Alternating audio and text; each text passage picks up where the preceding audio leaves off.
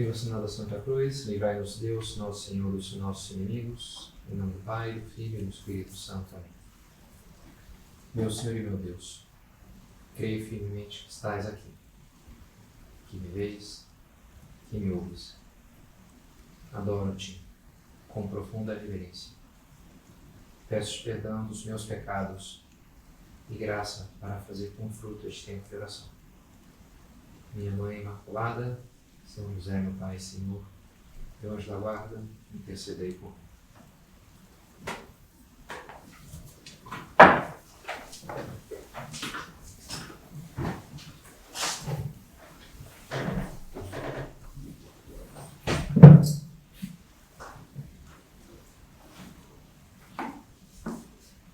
Videbunt in quem transfixerum, olharão aquele que transpassaram.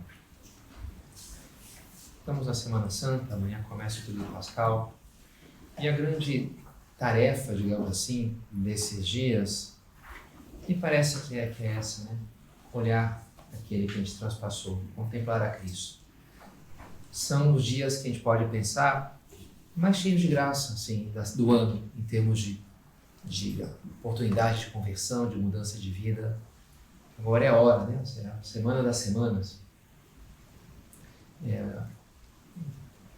Visitando ali o memorial Juscelino Kubitschek, fiz meu primeiro passeio por Brasília, sábado passado. E me chamou a atenção um diploma lá uma coisa da Rainha Elizabeth II. Nossa, já era, nem existia Brasília, já era a Rainha da Inglaterra. Essa senhora é impressionante, né? Tá aí, né? Não sei desde quando. E do lado um outro, em inglês, uma letra mesmo, não consegui. Aí o guia ali, é General Eisenhower, que veio aqui no Brasil, teve em Brasília, então deu lá, não sei o que documento para o Juscelino Kubitschek.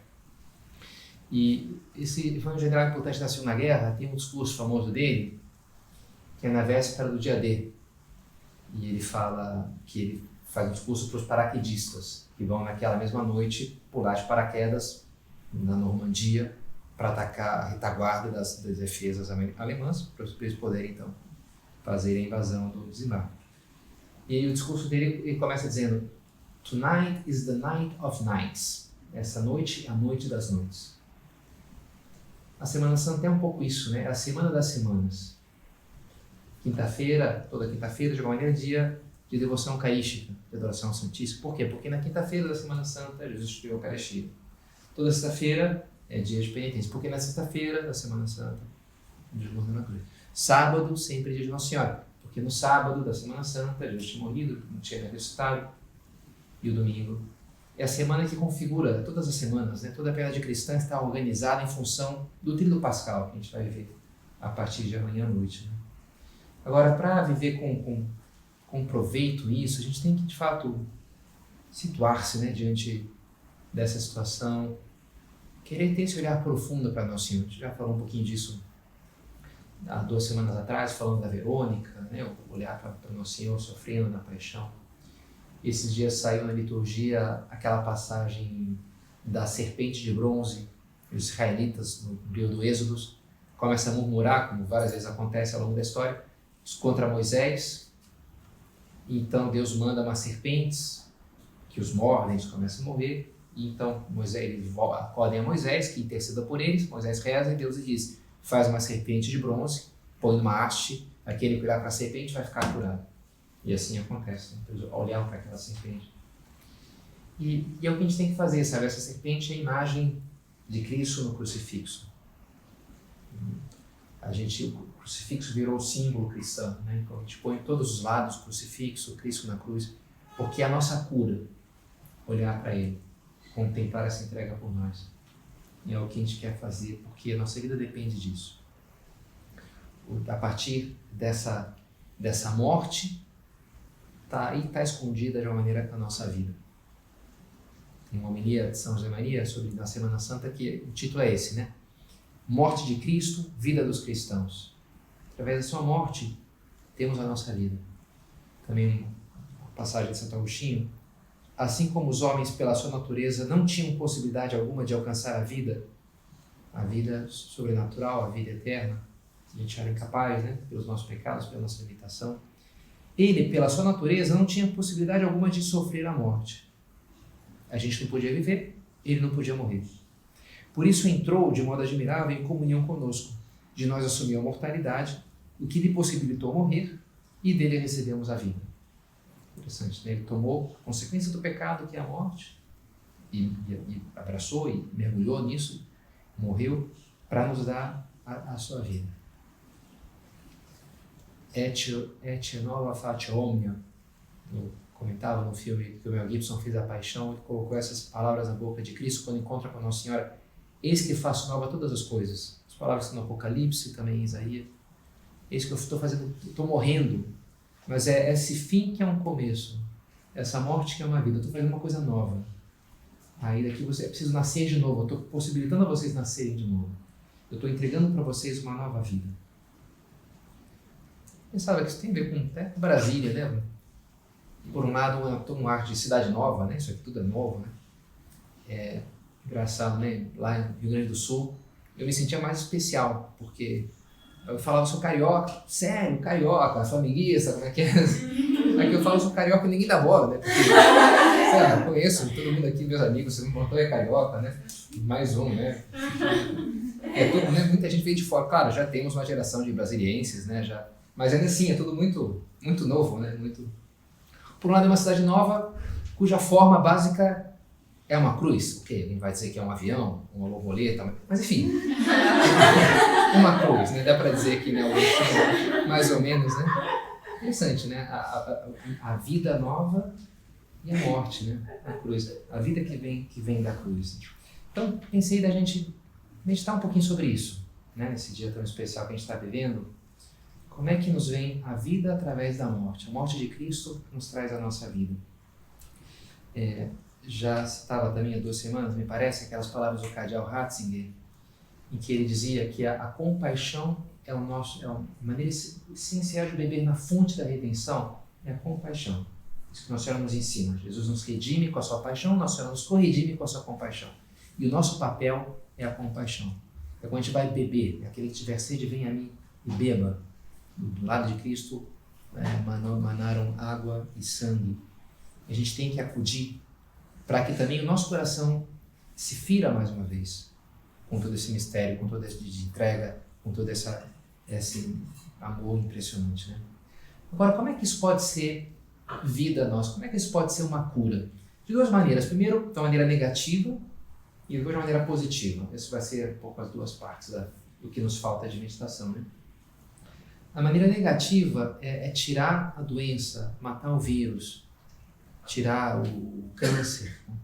Olhar para Cristo na cruz produz algo disso em nós. Tem esse efeito. Por quê? Porque a gente vê, porque a gente entende que no fundo ali na cruz são nossas culpas, aquilo que diz Isaías, né? Vários séculos antes da paixão. Eram, na verdade, os nossos sofrimentos que ele carregava. Eram as nossas dores que levava às costas. O castigo que teríamos de pagar caiu sobre ele. Com seus sofrimentos veio a cura para nós. Interessante, né? É a nossa culpa. Então, os meus pecados são escritos no cadáver de Cristo. Naquelas golpes do flagelo, nos cravos, na coroa. Assim como a serpente que era elevada. Que é interessante, né? A serpente, o símbolo era a serpente. E justamente o castigo era a serpente. Então, eles tinham que olhar para a serpente. A gente tende a não olhar, a gente não quer olhar para o fruto dos nossos erros, para a nossa culpa. A gente desvia. Até para eu conseguir fazer algo mal, eu preciso me intoxicar um pouquinho, me entorpecer um pouco. Eu me aniquilo, eu sequestro a minha consciência e aí pronto. O pecado tem algo de ignorância que leva consigo, assim, não ver, não enxergar. Os mosquitos têm algo disso. Eu odeio mosquito, né? Uma das coisas que a gente... Esse é um dos meus... Talvez o maior ódio, talvez, fora pecado, né? Mas você tem uma coisa que eu não gosto. E o mosquito, o que ele faz, o safado? Ele cospe em ti. Antes de morder, ele te cospe, né? Porque a saliva dele é anestésica. Então, na hora que ele está te picando, você não sente. Mosquito me picando. Depois ele vai embora e começa a doer, né? Porque já passou a feita da anestesia, né? Então, deixa o safado mesmo, né? Acho que é fruto do pecado original. Os mosquitos não existiam. Não tem essa tese teológica. E tem a ver com o pecado, sabe? O pecado anestesia, né? Aquela consciência ali, não sei se é tão ruim, não vamos pensar nisso, né? E daí a importância de olhar, não, peraí. O que eu fiz? O que aconteceu aqui? Onde é que eu cliquei? O que eu respondi para minha mãe? O que eu fiz aqui, né? Olhar para a serpente de bronze, olhar para Cristo na cruz. Ele, o castigo que teremos que pagar caiu sobre ele, e com seus sofrimentos veio a cura para nós. Cura. Castigo, para que serve um castigo? Para educar. Acho que um professor, uma mãe, pôde de castigo para educar. E é algo muito humano, né? Por que funciona castigo? Enfim, eu não sou nem professor, nem mãe, né? Mas eu acredito que sofri, né, castigos na minha, imagino que vocês todas, né, também experimentaram isso. E acho que faz sentido, né? A gente até quando assiste um filme tem o cara mal lá, a gente torce para ele se dar mal. Por quê? Por masoquismo, né, que é de crueldade? Não, acho que não. Acho que é algum instinto natural. Seria muito ruim, né, que o cara fez tudo errado e sai por cima. Não sei lá. É ruim para aquela pessoa ficar com a impressão de que o que ela fez foi bom. Me dei bem, sou malandro, né? Me enganei, menti para todo mundo e no final... Não, tá errado, não é bom mentir. Não é bom roubar, não é bom, sei lá, né, enganar os outros. Então, o castigo é uma maneira de reeducar, porque ela poderia ter ficado uma impressão equivocada de que ela é o centro do mundo, que é normal, que as pessoas estejam para servi-la, e que ela faz o que ela quiser e não tem consequência. É ruim pensar, porque é mentira isso daí. Então precisa reajustar o interior dela. Então o castigo está um pouco para isso, né? Olha, você fez, não foi legal, bateu no teu coleguinha, então você vai ficar no canto ali, não vai ter videogame, sei lá, né? Todo fim de semana, para você pensar nisso. E de fato, né, aquele sofrimento um pouco exterior, um pouco extrínseco, um pouco forçado, muitas vezes pode ser o que vai fazer a pessoa reconsiderar.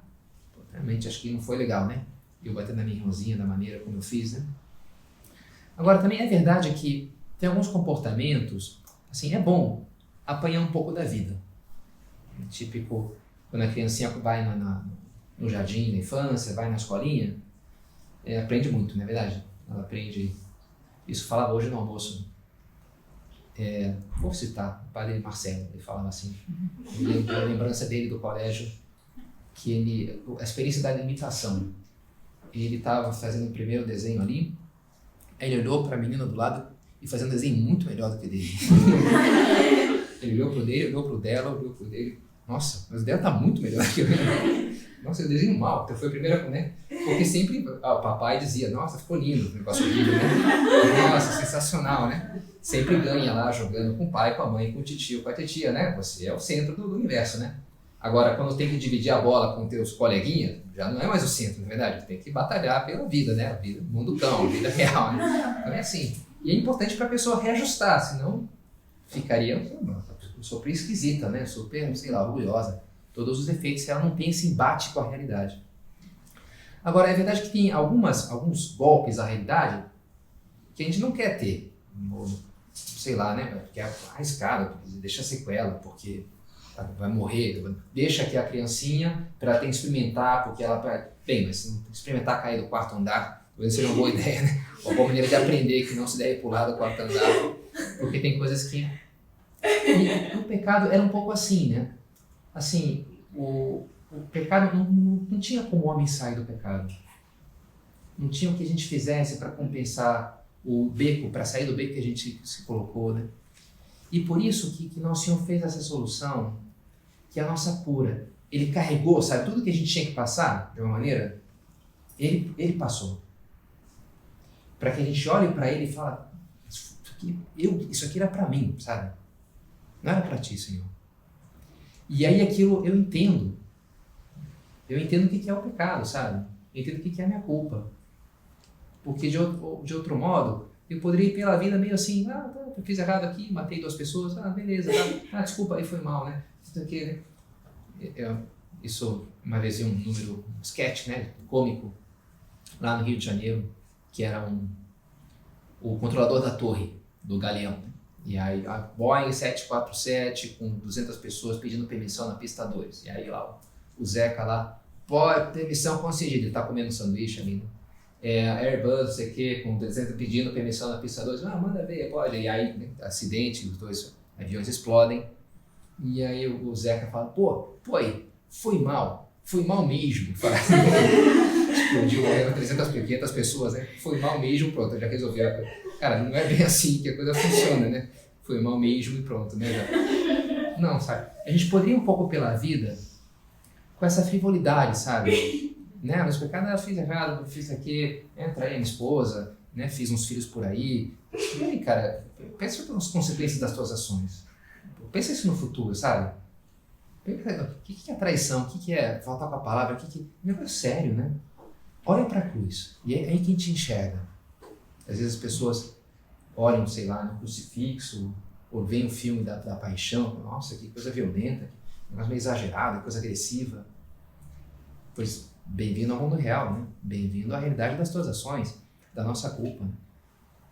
Olhar para toda a crueza dos sofrimentos do nosso Senhor é isso, né?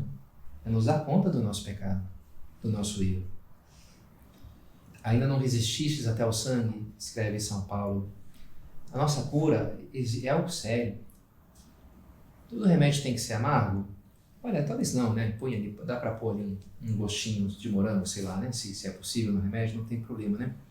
Mas assim, se eu preciso adquirir uma capacidade intelectual nova, eu tenho que desafiar a minha inteligência. Se eu preciso desenvolver um músculo, eu tenho que desafiar aquele músculo. E às vezes ele vai ficar tremendo ali e depois se sentir super pesado, esgotado, né? Na luta da santidade, na luta contra o pecado, onde é que habita a virtude e o vício? Na nossa afetividade, nos nossos afetos. A virtude é a maneira como a gente organiza os nossos afetos, a nossa afetividade, mais que a inteligência. É a maneira de que eu olho o mundo e a realidade e o que eu sinto em relação àquilo. Claro, eu posso agir de forma virtuosa, sem virtude, e sem nenhum afeto, sem nenhuma vontade, mas a virtude é o que me facilita, é o que me faz ter vontade de fazer o bem. Isso é a virtude. Isso é a virtude. Posso não ter virtude e agir bem igual. E posso ter virtude e agir mal. Posso ter, né? Mas essa inclinação é a virtude. E essa inclinação, onde ela está, é nos afetos, é na minha afetividade. Em que eu olho e penso, poxa, legal, que bom, né? Essa comida, essa oportunidade de ajudar essa pessoa, o que chato, né? Isso é ter virtude, não ter virtude. É como eu reajo afetivamente às realidades, né? E, consequentemente, implica uma facilidade para agir bem ou para agir mal. Se é virtude ou se é vício, né? Então, se eu quero reconfigurar, se eu quero adquirir virtude e expurgar os meus vícios, eu vou ter que afetar a minha afetividade justamente, né? Eu vou ter que atacar aquilo ali. E por isso, contemplar a cruz de Cristo, de uma maneira, é isso. É condoer-me da minha culpa. É me dar conta de quão mal é isso daqui, né? Uma vez me recomendavam uma oração para pedir justamente essa graça da dor pelos pecados. E eu desde então rezo todos os dias. É uma oração para rezar depois da comunhão. E diz assim, em geral vem nas seletas de orações, os devocionários, né? Oração a Jesus crucificado. Eis-me aqui, ó bom e docíssimo Jesus, de joelhos ante a vossa divina presença. Eu vos peço e suplico com todo o fervor de minha alma que vos digneis gravar em meu coração os mais vivos sentimentos de fé, de esperança e de caridade, e de verdadeiro arrependimento dos meus pecados e vontade firmíssima de me emendar. Engraçado, sentimentos de fé e esperança, mas isso não é sentimento, isso é uma virtude, mas de alguma maneira está relacionado com sentimentos, né? Fé e dor pelos meus pecados. Enquanto, com sincero afeto e íntima dor de coração, considero e medito em vossas 5 chagas, tendo bem presentes aquelas palavras que o profeta Davi já dizia de vós, ó bom Jesus. Transpassaram as minhas mãos e os meus pés e contaram todos os meus ossos. Essa é a oração completa, né? Que passa pela contemplação. Me parece que São José Maria rezava de joelhos, né? Que pede oração, e beijava o seu crucifixo quando rezava essa oração depois da missa, né? E pensava nas 5 chagas do Senhor. E é bom que a gente olhe para nós e peça esse grande dom, contemplando as suas chagas, contemplando os seus sofrimentos, que é o que vamos procurar fazer, um grande dom de que isso nos doa, que isso mexa com a gente, que nos leve a uma contrição. Não é normal, sabe? Que o Filho de Deus tenha abraçado a nossa humanidade e sofrido tudo o que ele sofreu, e tenha morrido na cruz como ele morreu por mim. Como diz São Paulo, Bilexit me et tradedet semet ipsum pro me. amou-me e entregou-se até a morte por mim. Por mim. Ele fala até no singular, e é bonito isso. E é no singular, né? Por cada um de nós. Eu gosto desse livro do Victor Hugo, Os Miseráveis. Também gosto muito do musical. E tem aquela cena em que no livro é mais desenvolvida a encruzilhada da vida do Jean Valjean, que é o protagonista. Ele está prisioneiro e aí é super maltratado pela vida e pelo governo, né? E aquilo lhe endurece, ele fica um homem. E ele é recebido por aquele bispo, que o trata super bem, rouba o bispo, foge lá com os castiçais do bispo, os guardas pegam ele, agora você vai pra cadeia, vai apodrecer lá, porque você roubou o bispo, que te acolheu durante a noite, que cafajeste. E o bispo fala, não, que bom que vocês trouxeram o Jean de volta aqui, porque você esqueceu de levar também aqui os talheres de estanho, não só os castiçais, também os talheres eu te dou. E aí tu não fica desconcertado, o bispo deu de presente, o cara é um ladrão, ele tinha roubado de fato. Né? E ele fica meio assim e vai embora lá com os talheres e os castiçais, e o bispo fala pra ele, cara, Jean Valjean, usa esse dinheiro aqui pra te tornar um homem de bem. Eu estou comprando a tua alma para Deus. Isso é uma coisa assim. E aí tem uma segunda cena que ele está indo embora sem pensar muito naquilo, e aí passa um gurizinho jogando uma moeda pro alto, e ele deixa cair a moeda, passa perto de João Valjean, no meio do caminho, no meio do deserto, e ele pisa na moeda, e o menino quer pegar a moeda, ele olha pro cara com uma cara de bravo assim, né? Essa moeda é minha. Né? O menino vai embora assustado. E ele se dá conta, cara, o que eu fiz? Né? Acabei de receber um favor nunca antes visto, né, do que o bispo me fez, e agora assustei esse guri para ficar com a moedinha dele. E o contraste, ele fala, cara, agora está no momento da minha vida, ele está numa encruzilhada, em que ou eu me torno um demônio de mal, porque depois de receber tudo isso que eu recebi, se eu escolho seguir mal e duro ainda, eu vou ter que me endurecer mais, sabe? Eu vou ter que ser mais malvado do que eu fui até hoje, porque não dá para receber um favor desse tipo e já fica normal, não. Ou me torno um demônio ou me torno um santo. Ou de fato eu pego esse negócio aí e uso a força desse favor e me converto no melhor dos homens. E é o que ele faz. Então ele se torna o grande herói da história, é o Jean Valjean. E é interessante, né? De fato, ok, é um belo sacrifício que fez o bispo na história, mas não é maior do que o que fez Nosso Senhor por nós, na verdade, que deu ali não só um pedaço de metal, mas deu o seu sangue precioso, né? Deu a sua própria vida por nós. Ninguém tem maior amor do que ele que dá a vida pelos seus amigos. E se o encontro com Cristo nos deve levar à contrição pelos nossos erros e pecados, também nos ensina, e aí esse é o aspecto mais positivo agora, é uma lição, é uma porta que se abre para uma nova maneira de viver. Para ver um amor que se entrega, que se doa, que aposta no sacrifício, passa pelo sacrifício. E a vida de Nosso Senhor é isso. O Filho do Homem não veio para ser servido, mas para servir e dar a sua vida em resgate para a multidão. Sabe? Que bom que a gente pudesse pensar isso de nós mesmos. Né? O que eu vim fazer aqui? Eu vim não ser servido, mas servir e dar a minha vida. Estou aqui para me entregar, estou aqui para me doar. Essa é a minha vida. Né? Para morrer por amor. E é assim que se vive. Aquele que buscar salvar a sua vida vai perdê-la, mas quem perder a sua vida por amor a mim vai salvá-la. Lembrava ontem de uma das últimas conversas que tive lá em Porto Alegre. Teve várias últimas conversas, né? Como dá para imaginar, assim, mais ou menos emocionantes. E uma delas foi lembrar um dos dias mais tristes que eu passei lá em Porto Alegre. E foi um dia bem triste mesmo. E que eu tive que falar com uma pessoa que eu atendia já há um bom tempo, que não queria, que ela tinha que tomar uma atitude que ela não queria tomar e não estava tomando. E eu falei para ela, olha cara, ou você toma essa atitude, ou eu não vejo muito sentido a gente continuar conversando. Dei um ultimato ali, né? Tudo ou nada, né? Ou você faz isso ou não me procure mais. É um pouco esse negócio, foi um pouco mais ou menos o que eu falei. E essa pessoa falava comigo, essa última conversa, faz um mês atrás, e dizia, eu não queria mesmo fazer aquilo que o senhor falou, né? Mas eu não faria se o senhor não tivesse me dito aquilo. E eu fiz. E ele fez de fato, né? E nunca sofri tanto na minha vida, mas eu não consigo pensar como é que seria a minha vida hoje se não tivesse feito isso. Todo o alívio que isso me trouxe, toda a alegria que isso comunicou por esses últimos anos que eu tenho vivido, né? Como isso foi importante para mim.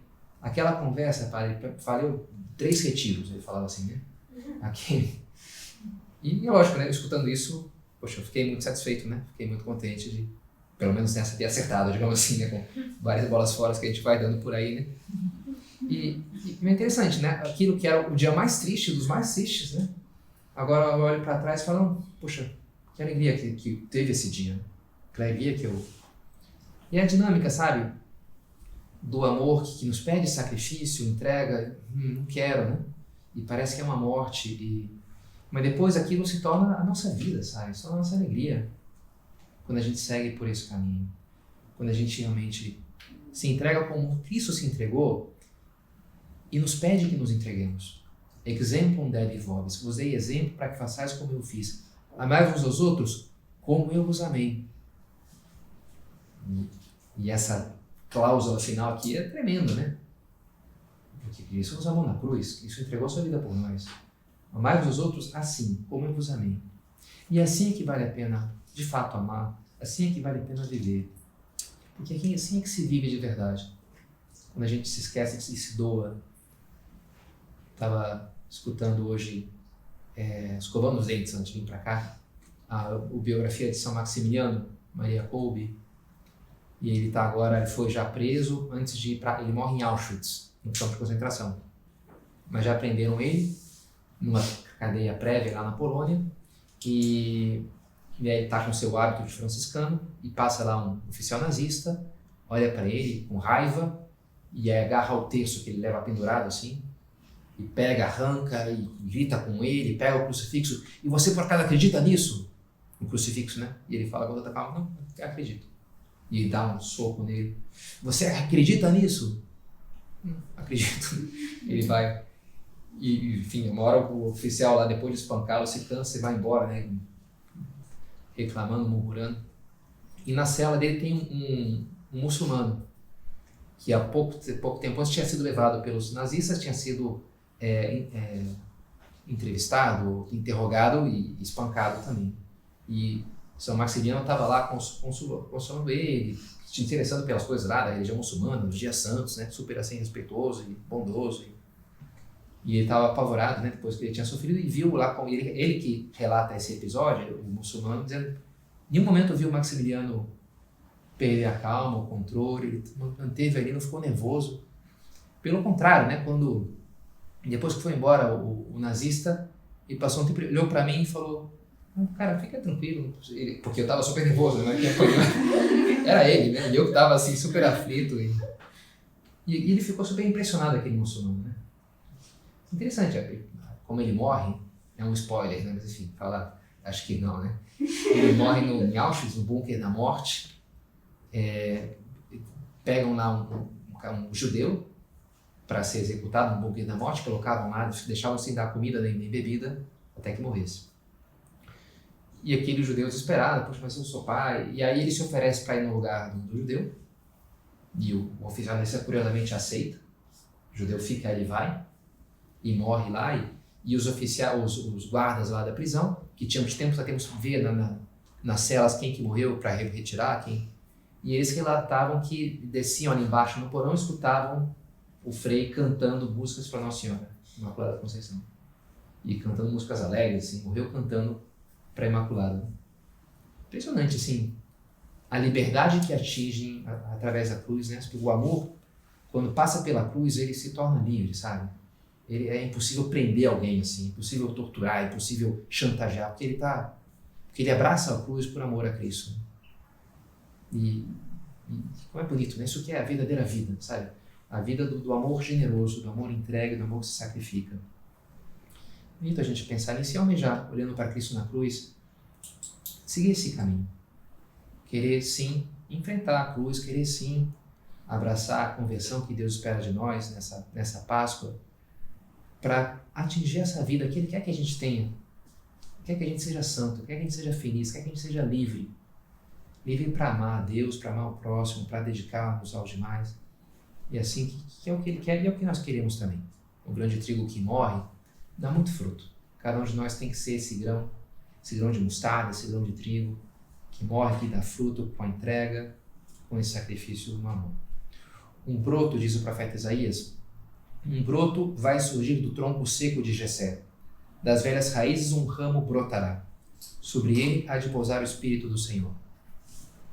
A gente canta essa música, acho que é da folclore popular mineiro, acho, né? Jessé nasceu a vara, e da Sara da vara nasceu a flor, e da flor nasceu Maria, e de Maria o Salvador, né? De Jessé nasceu a vara. E essa profecia de Isaías é aplicada a Nossa Senhora. Ela brota do tronco de Jessé. Ela é descendente de Davi e dela brota o nosso Salvador. O Espírito Santo descerá sobre ti e o poder do Altíssimo te cobrirá com a sua sombra. Por isso aquele que vai nascer será chamado Santo Filho de Deus. Jesus é o homem novo, o novo Adão que brota, que nasce da nova Eva. E também nós, né? É preciso o homem nascer de novo, diz Jesus para Nicodemos. E também nós queremos nascer de novo do Espírito, é preciso nascer da água do Espírito, ele fala para Nicodemos, né? E também nós temos que nascer como o Espírito Santo desceu sobre ela, também nós nascemos do Espírito de uma maneira nela. Ela é o molde que foi formado Jesus, né? O Filho de Deus se encarnou, e é o molde que se formam os cristãos. O molde é Nossa Senhora, o Espírito desce sobre, somos filhos do Espírito atuando nela, filhos de Deus, por ela, por ser filhos de Maria. Então, a ela nós acudimos para que a luz da sua beleza, do seu exemplo, a força da sua entrega, nos faça também capazes de segui-la no seu caminho de entrega, de união, de sacrifício, unindo sempre à bendita cruz do seu Filho.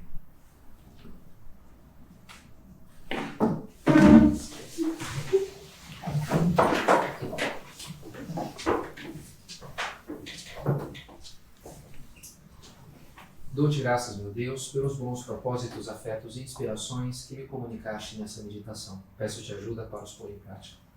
Minha Mãe Imaculada, São José, meu Pai e Senhor, meu anjo da guarda, intercedei por mim.